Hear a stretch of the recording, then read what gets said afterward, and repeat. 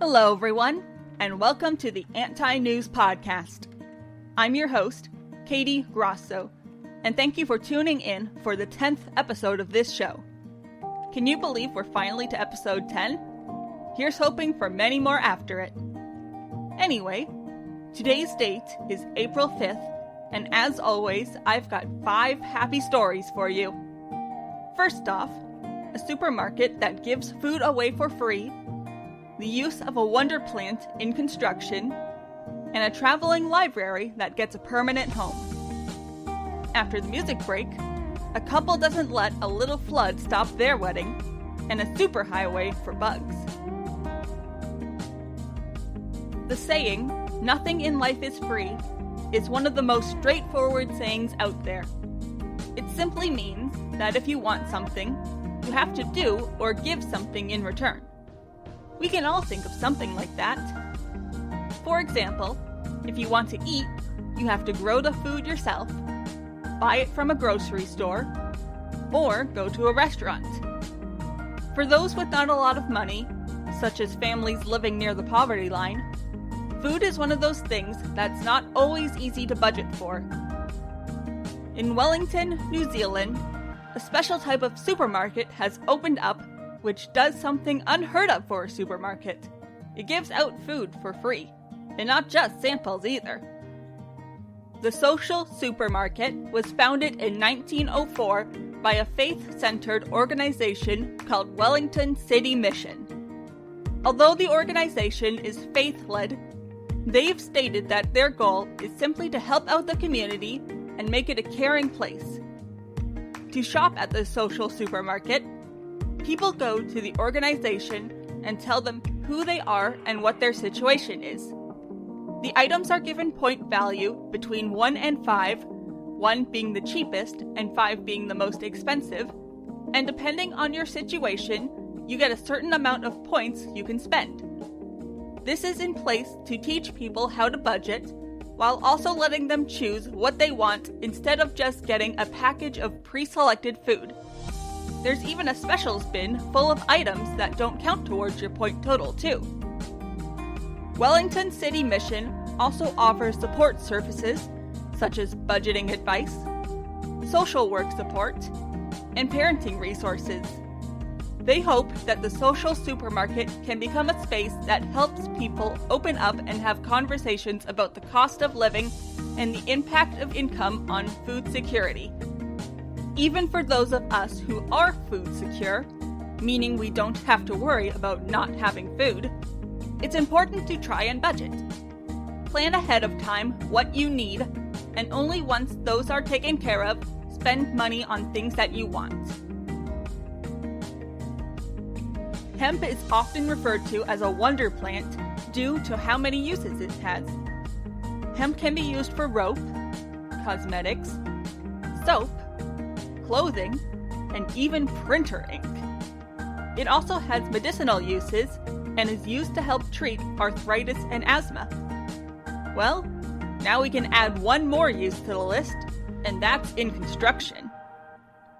Similar to concrete, hempcrete is mixed with a binder to harden and form solid blocks and panels. Whereas regular concrete is a mixture of paste and rocks, hempcrete is, surprise surprise, made of hemp, specifically the dried woody core of hemp stalks.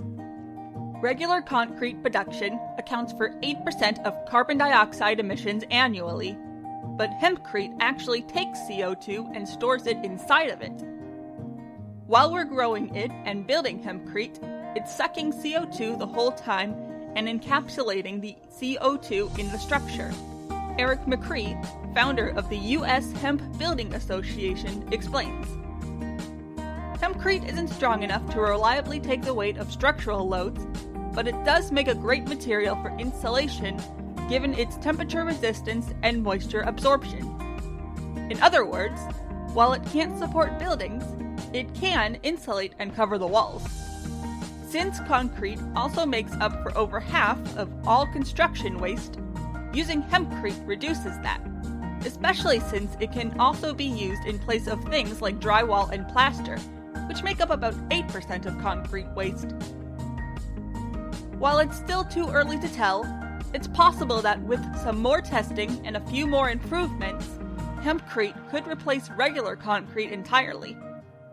All it needs is some more time and effort put into it, which goes for anything, really.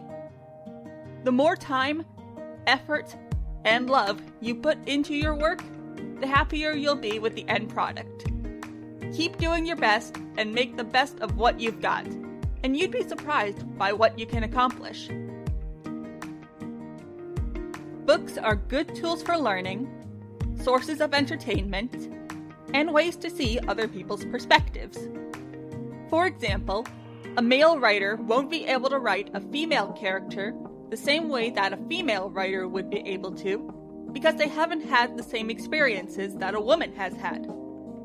Likewise, a white writer wouldn't be able to write a black character the same way a black writer would be able to for the same reason, which is why this special library is so important.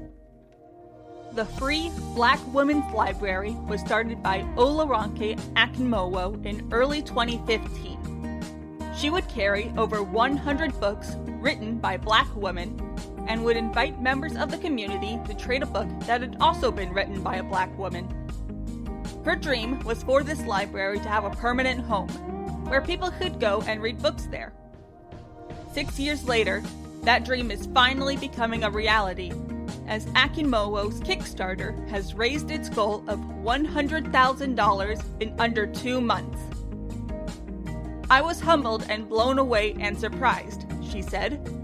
"I was feeling really affirmed, like people really believe in this project and think that it's a good idea. I want to make people proud.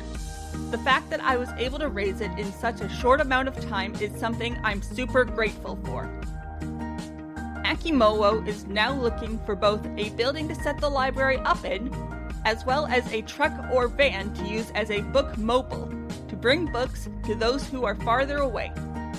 She also hopes to have both set up by the end of the summer. Diversity is important, for a number of reasons. The most obvious one is to help people feel like they're being included, but another one is to show people that they're not alone, and that their point of view is being seen by not just them. Representation is something that's always wanted, but hopefully we'll one day reach the point where no one feels like they're being excluded. For now, though, sit back, relax, and enjoy the music break.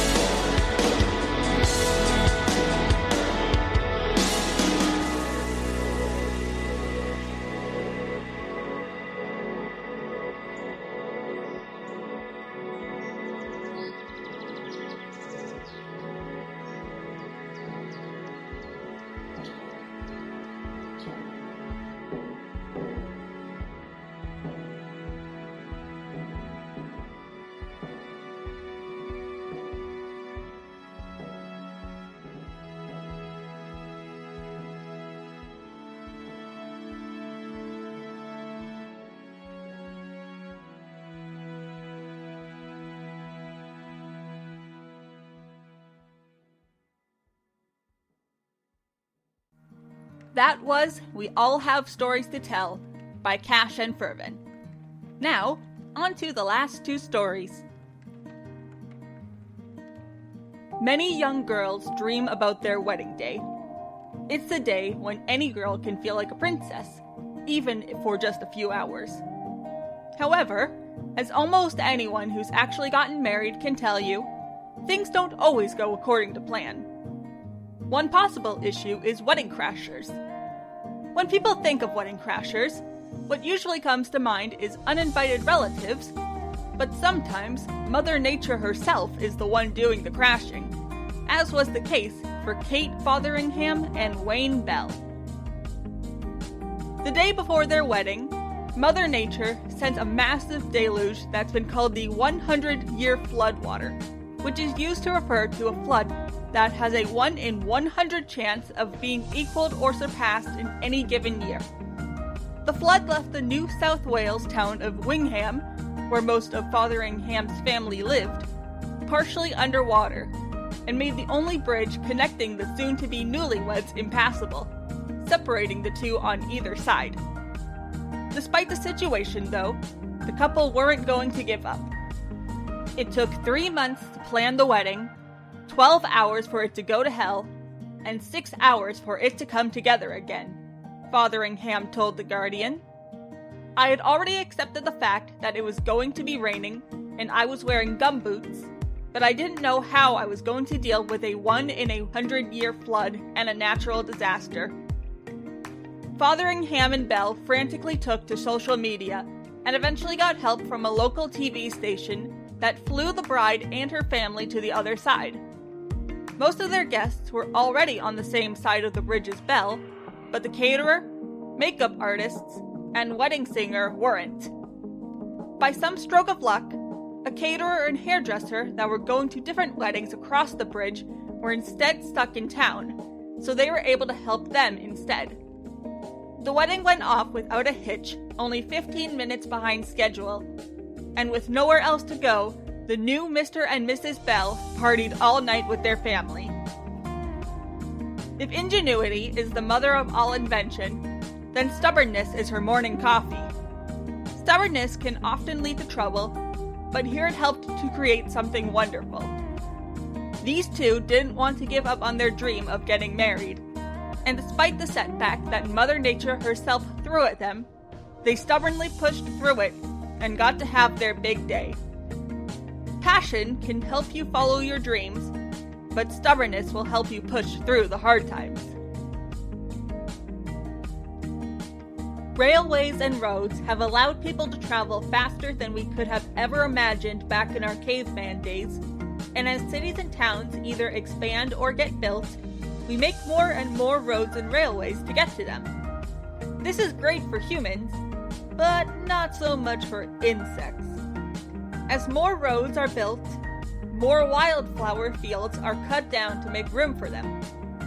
This leaves bugs such as bees and butterflies with smaller and smaller pockets of plants they can get nectar from, which also hurts biodiversity. A new superhighway is going to be built, but this time, it's one that will actually help insects. The Beeline initiative was started by the insect charity Bug Life and has been 10 years in the making. During that time, Bug Life was mapping out routes across the UK so that they could create a network of wildflower superhighways for insects and pollinators. Bug Life's Paul Hetherington says, "Off the back of the launch, we have had house builders ringing up asking how they can incorporate the network into house building, so it could have a really positive effect.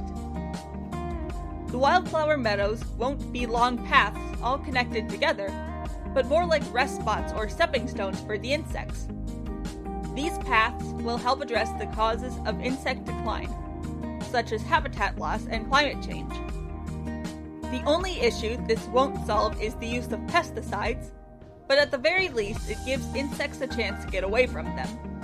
Already the Beeline has shown success, as the section done in South Wales has proved. According to Hetherington, since that was done, there have been recordings of the shrill Carter bee, one of our rarest bumblebees, in Cardiff town centre. It hasn't been seen there for a very long time. It has literally been confined to a few pockets of land around the country. So to have it back in Cardiff, I think shows that this connectivity can work. While insects are often seen as pests, they're still important parts of the ecosystem. One way you can help pollinators, like butterflies and bees, is to plant flowers and plants that they like. Some good ones are sunflowers, snapdragons, marigolds, lavender, daisies, and butterfly bushes.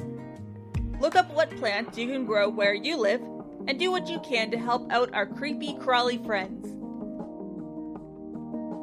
Here's today's advice. If you're going to do something, make sure you do it well. Nobody likes a product that's been half-assed. And even if you don't do a good job your first try of it, you can still be satisfied with the fact that you tried your best. That's it for today, everyone. I hope you enjoyed it. Thank you for all of your support up until this point, and I hope you'll keep supporting this show as it continues onwards. If you'd like to support this podcast, you can find it on YouTube, Spotify, Google and Apple Podcasts, iHeartRadio, and Spreaker. Links can be found in the description, and until next time, remember that there is still some good in the world, you just gotta look for it. Take care out there, everyone.